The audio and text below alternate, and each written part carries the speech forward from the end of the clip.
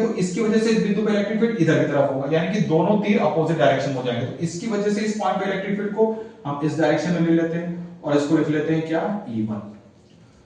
और इसकी वजह से इस पॉइंट पे इलेक्ट्रिक फील्ड को हम इस डायरेक्शन में ले लेते हैं और इसका मान लिख देते हैं that is equal to E2। ठीक है, इन दोनों के बीच की दूरी 8 सेंटीमीटर है और मान के चलते ये जो एक्स्ट्रा हमने इन दोनों के आगे पॉइंट लिया वो डिस्टेंस, इससे आगे जो डिस्टेंस है उसको हम x ले लेते हैं। चूंकि सेंटीमीटर में है तो x भी हमारा सेंटीमीटर पे होगा। तो एक बात तो कंफर्म है कि अगर टोटल इलेक्ट्रिक फील्ड दोनों डिफरेंट डायरेक्शन में, तो अगर टोटल इलेक्ट्रिक फील्ड 0 होगा तो इस E1 और E2 का दोनों का मान क्या होना चाहिए, सेम होना चाहिए, क्योंकि इधर 5 होगा इधर भी 5 होगा तो 5 - 5 0 हो जाएगा। डायरेक्शन तो डिफरेंट हो गया, डायरेक्शन डिफरेंट के साथ साथ वैल्यू भी सेम होनी चाहिए। तो एक बात तो कंफर्म है कि इस सवाल को सॉल्व करने का सिंपल अब तरीका हो गया है कि E1 बराबर E2।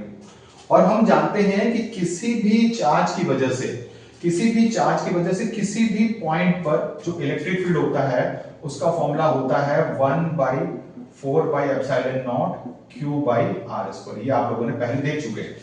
तो इसका मतलब है इस वाले चार्ज की इस पॉइंट से जो डिस्टेंस है वो 8 + x है, यानी कि इसका फॉर्मूला हो जाएगा 1/4πε0। इसका आवेश है 16 × 10⁻⁻6 बेटा, और 8 सेंटीमीटर है तो 8 सेंटीमीटर को हम लोग लिख सकते हैं 8 × 10⁻² का स्क्वायर। सॉरी 8 × 10⁻² नहीं, ये हो जाएगा, चूंकि इसकी डिस्टेंस इस वाले आवेश की से जो डिस्टेंस है वो 8 + x है, तो ये डिस्टेंस हो जाएगी दैट इज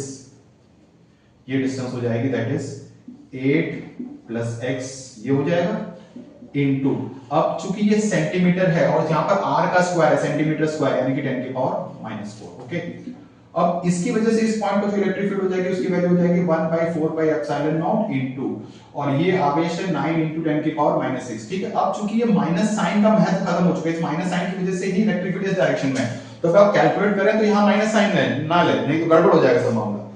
और डिवाइडेड बाय डिस्टेंस, इससे इसकी जो डिस्टेंस है वो x है, यानी कि x इधर 8 + x का स्क्वायर होना चाहिए, इधर x का स्क्वायर, साथ में 10⁻⁻4। 10⁻⁻4 इसलिए क्योंकि सेंटीमीटर को हम मीटर में चेंज कर रहे हैं, तो जो कॉमन है वो कट जाएंगे, 1/4πε0 1/4πε कट जाएगा, 10⁻⁻6 10⁻⁻6 कट जाएगा, तो हमारा, और 10⁻⁻4 ये भी कट जाएगा, तो हमारा आ जाएगा 16/8 + x का स्क्वायर। ये स्क्वायर इसलिए क्योंकि यहां पर फॉर्मूले में डिस्टेंस का स्क्वायर होता है। ठीक है, और ये हो जाएगा 9/x²।